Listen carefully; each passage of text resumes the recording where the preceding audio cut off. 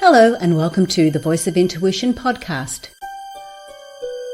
My name is Susan Jane and I believe that trusting your intuition is the best way to live your life with meaning and purpose. Each week you will hear about how you can connect, develop and trust your intuition through the wonderful array of guests we have on the show and my own personal experiences. Join me to understand how your intuition can guide you towards a life full of meaning and loving purpose.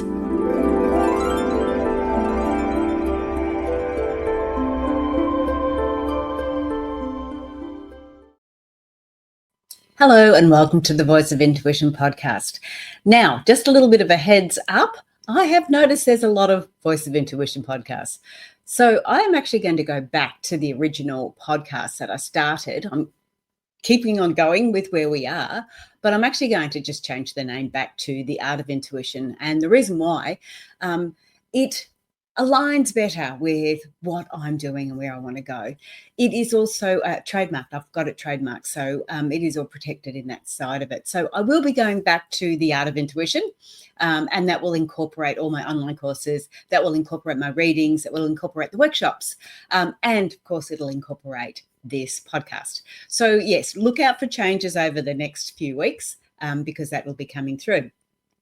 But before I go on to this week's episode, I do want to just recap on the powers and how this sort of all came about. So I did get a big download late last year. And it was called The Powers. I was given this information.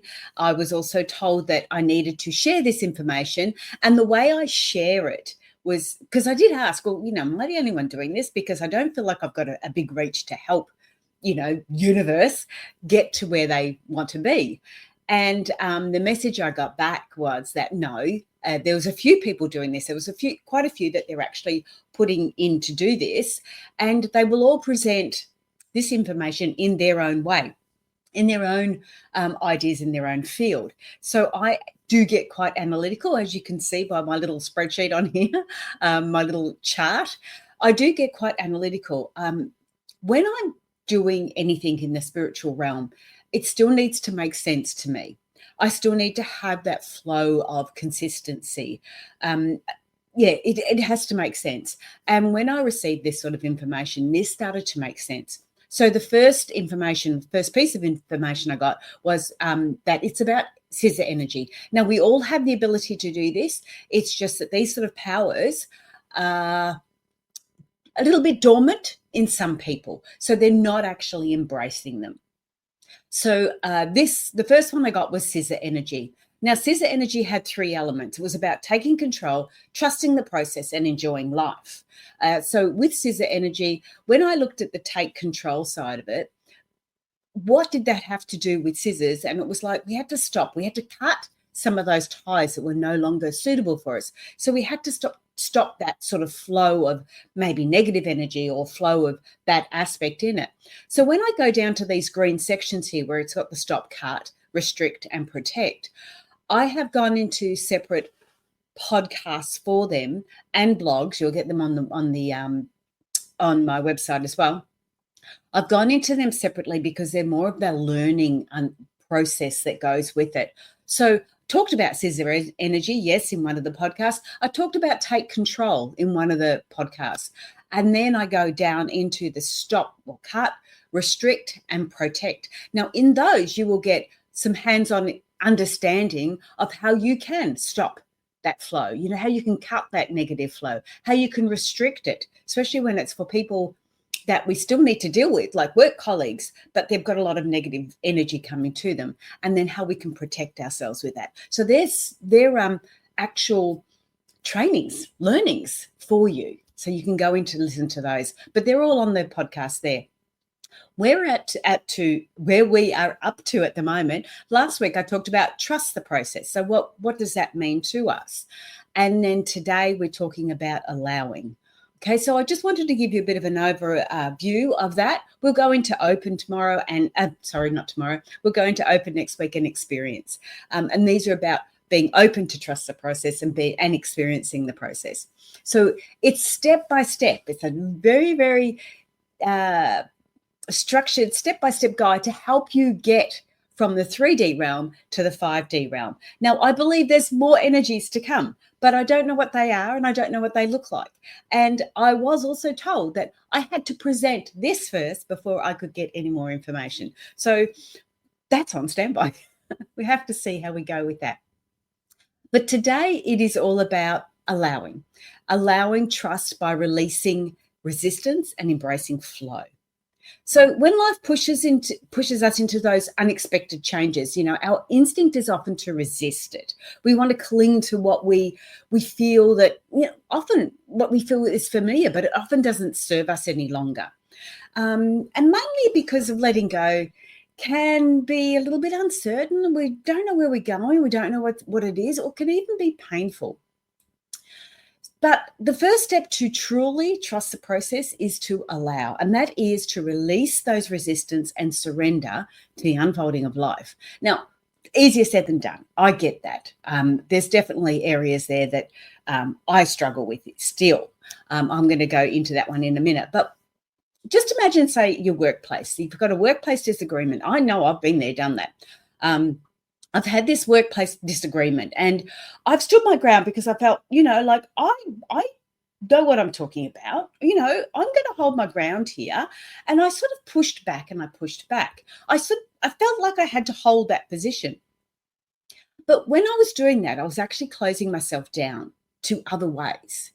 So I stopped after a little while. I stopped that resistance and I allowed the other person, whoa, look at me, I allowed the other person to put their point of view across, to open up. Now, I did not have to take it all on board. So don't worry, I still felt what I had was very, very valuable. But after listening to that other person, I started to adapt a different way of understanding it. I started to allow that flow to happen so we could look at going forward in a more positive way. So when I was holding on to this control, when I was trying to control the situation, it made me rigid and it created these unnecessary frictions. Allowing me to step back and look at the bigger picture, I could see the conflict, but I could release that conflict and see the opportunities that could come through and change those directions. So in both business and in life, we have to pick our battles to win the trust. We know that trust is not about other people. We also know that trust is about learning to trust our own judgment. So when is it time to really stand your ground and hold it? Or is it time to actually open up and see if there is a better path there? Another one is in the aftermath of a relationship breakdown. Oh, we had a few of them. So it's natural to feel like your world is being shattered. But I remember playing those moments in my mind, searching for ways that I could have changed those outcomes, that I could have, seen what I could have done differently.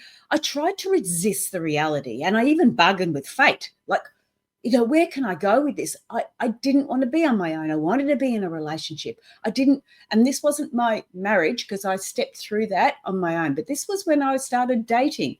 And it took a long time before I even started dating. But there was one particular person I thought I really liked, and it was really hard to let that go. But in letting it go and resisting that and allowing trust to come through, it did give me the opportunity to feel the pain, to get the understanding of it, to grow with it, to move forward with it. I gave myself time to grieve, to feel those emotions in full without suppressing them or numbing them. I stopped trying to rewrite the past and I started to focus on what was here in the moment, like what was here in the here and now is what I'm trying to say. So the situation might be showing that you need to heal. There's still other areas there. And this is what I gained from it. There were still other areas there that I needed to allow and let go. There were still other areas there I was holding on to. And I did not want to take that into my next relationship, my be all and end all relationship, which I feel like I'm in now. I did not want to take some of those negative learnings, those understandings there. I wanted to go through with a bit of a clearer understanding of me, who I am, how I can flow, how it happens. So we can do that. I gave myself that time. I gave myself the opportunity to connect with my intuition and grow stronger than ever before. Now, when I'm saying surrender to the process, it doesn't mean we have to give up. I'm not saying we give up on everything. It just means letting go of control over things that you cannot change. It means recognizing that even in pain, growth can happen. When you stop resisting, you begin to notice those small shifts. There's a certain type of clarity that comes with solitude, I know for me, and there's a strength that builds in moments of discomfort. One of the other areas I've looked at with allowing that trust and releasing that resistance is when I'm doing art. Like I want to do more art.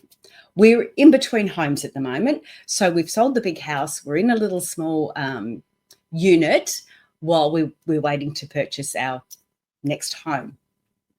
So everything's in storage. All my paints, everything else is in storage. Now, I don't protest to be an artist, not in the slightest means, but I love the creativity that art brings. I love to be able to do that. And I watch the YouTube channels and I watch the art work and the people creating these beautiful pieces. My biggest issue is because of my analytical side, I go, well, what am I going to paint? I'm looking at the result, not the journey. What am I going to paint? What is it going to look like? What color am I going to use? Is it going to match the house? Is it big enough? Is it small enough? What am I going to do with it? I can't just put paint on a piece of paper or a beautiful piece of canvas and then leave it in the cupboard. It needs to be able to go somewhere. And I have all these things running through my head for why I shouldn't paint, why I shouldn't create. All this resistance to stop me from flowing. And I know I do it. And it's like, it doesn't matter what it turns out like. It doesn't matter whether you use it or not. It's not about that. It's not about the final product. It's about enjoying that flow as I go. And you'd be surprised. I know I've done a couple of paintings where I've created something and I've just allowed the flow to go, and I've looked at it a week or two later and gone, oh my God, that is awful. I don't like it anymore. Enjoyed the process, don't like the result. And I've painted over it and created something different. So when we release that resistance, when we stop trying to hold on to everything, holding on to the kids, don't want them to leave home because you feel you're going to be lonely. This is what life is all about. This is what embracing the flow is. You've got that pain there to say there's something else for you. Don't hold on to that, but allow something else to come through for you. Allow yourself to be able to do something rather than control the situation there. So it's really important to allow that trust to come through and say, one of the old sayings, back in the 80s, I trust the process of life to take care of me. I trust the process of life to take care of me. And things start to move. Allow it to come through. Now, there's 3 ways we can embrace allowing trust. We can feel without judgment, we can release the what ifs, and we can trust that the answers will come. Now, when we feel without judgment, it's giving yourself permission to experience those emotions fully. If you're sad, you can cry. If you're angry, acknowledge it. Avoid labeling emotions or feelings as good or bad. They're simply part of our experience. So, for example, if you're struggling with a job loss, rather than pushing your emotions to the side, allow yourself to grieve. There is a lot of uncertainty with a job loss, a lot of uncertainty. There's a lot of uncertainty with changing jobs. I know I've just gone through that. But only feeling that in the fullness of it, are you able to move forward? Because a lot of the times that stop us, that resist us from moving forward, is the fear of not knowing how you're going to be feeling. Whereas if you embrace that feel, you know what it's going to be like. When I was moving jobs, so I work part-time in a digital marketing agency, in the digital marketing space. I love that space because of the analytics behind it. I prefer this space because it really fills my soul.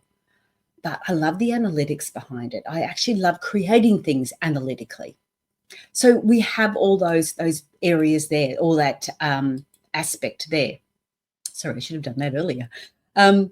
So I really enjoy that space, but moving from one agency to another was really quite daunting for me. So the first agency I worked at, they were doing a lot of the Google Ads. That's basically all we did was Google Ads. So I became very good at Google Ads, really good at Google Ads. I enjoyed the aspect of it. I enjoyed the knowledge, tweaking things, moving things around to get what I want out of that, to really get the most out of it.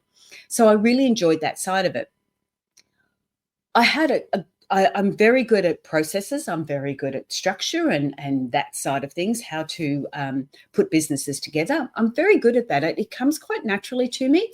It's still very hard in your own business, but I can see it really easy for other people's businesses. So I'm very good at that. So moving from one agency to another, then this agency that I'm in now do a lot of Facebook ads. Now I've never done Facebook. Oh, well, I've done Facebook ads, but never in in an agency style. So I've done them for myself. Didn't do too well. Now I'm learning why. So the changeover I knew what I was doing in my other job. I was, spot on, got it happening. The reason why I was leaving is because I basically had reached the ceiling. I couldn't go any higher. The owners were above me and that was about it. So I wanted something else to keep me going. So moving into this other one, I could learn about Facebook ads and Meta ads and expand myself a little bit more, open things up. I was already building websites. I was already doing Google Business Profile. So I had a lot of that stuff already under my belt. I had understood a bit about Facebook ads, but not much. So I'm learning that, but also putting all these processes in for the business. But that changeover, I remember really struggling with that because in one job, I felt like I was on top of the world. And then on the next job, it was like, oh my God, how do I do this? What am I doing?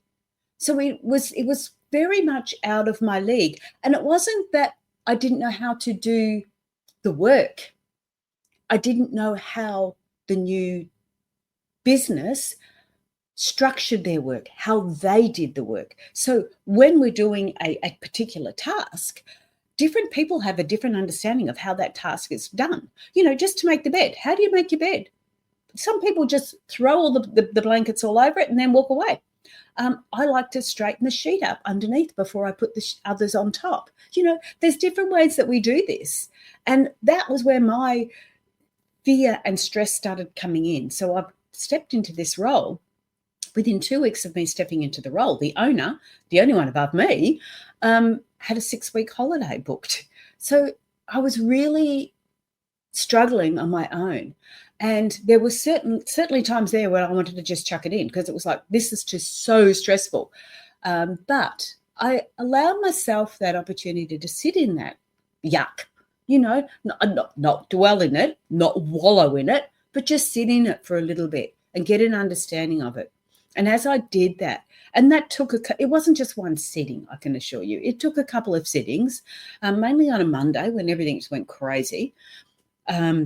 I'd come home and it was like, okay, I need to get my head around this. I need to get an understanding with this.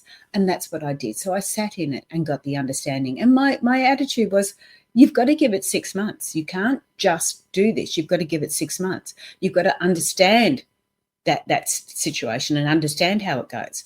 Well, I've been there over 6 months now and it's going really well. But I allowed myself to feel it and to let it move on. And let that understanding come through. So that's feeling without judgment. The next part is releasing the what ifs. And as I explained with my artwork, I get a lot of what ifs. They just throw themselves at me all the time. Part of how I receive my intuitive messages. So there's a little quiz on the website. Sorry, gone off tangent. There's a little quiz on the podcast on the website. And it's called Your Strongest Intuitive Nature, and you can find out how you receive your intuitive messages. Now, I receive mine a lot mentally and then go into the spiritual stuff. The download obviously was spiritual, but most of mine comes through mentally. And so It's very challenging when you've got the monkey chatter in your head and you've got a lot of these what ifs coming. To get through that is when you do need to look at meditation. That was the only way I could settle my monkey chatter, as they call it, that head just going crazy. So there's a what if this, there's a what if that, there's a what if this. When you start getting those what ifs, flip them.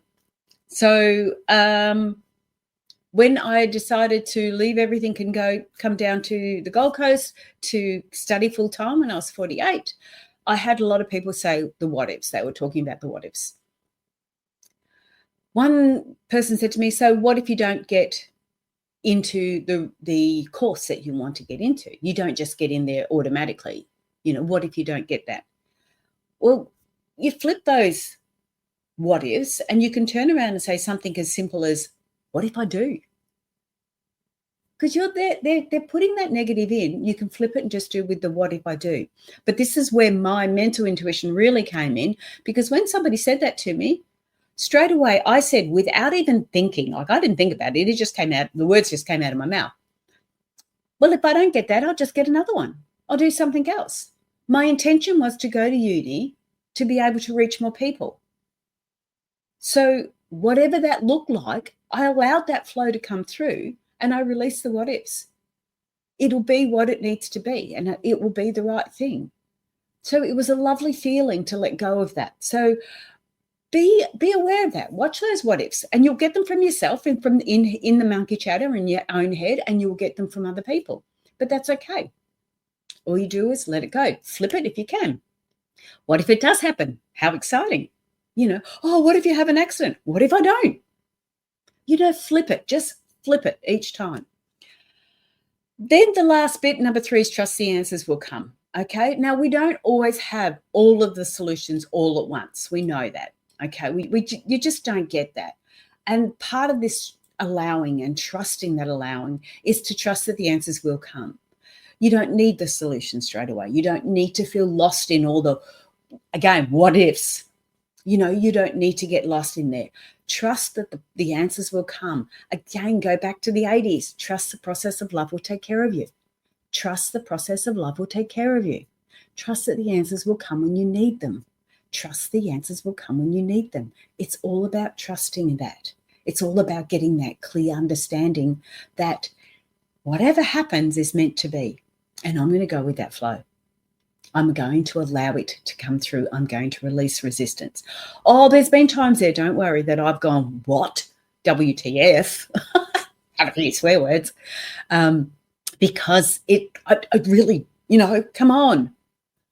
But step back. You're allowed to get angry. Like I said, feel without judgment. Okay. And then step forward in it. When I received this message about the powers, it's like, I'm not really picking it up what you're putting down, but it started to flow. There's another power. I don't know what that is. I've got to trust the answers will come when they need to come. And that's how we're going to work through that.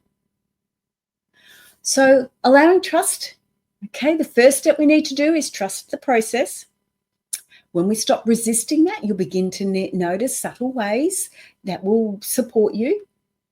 You have to feel without judgment, okay, and release the what ifs and trust the answers will come. Feel without judgment, release the what ifs and trust that the answers will come. And this will be how you will release that resistance and embrace that flow. How exciting. Next week, so that's me for this week. Next week, we are going to be talking about opening. So how we're going to receive those new possibilities. But for now, I need to say, hang on, I've got to move that one, get that one out of the way. I need to say bye for now. Got to find all the buttons. Bye for now, and I will see you all next week. Okay, have a great week. Bye.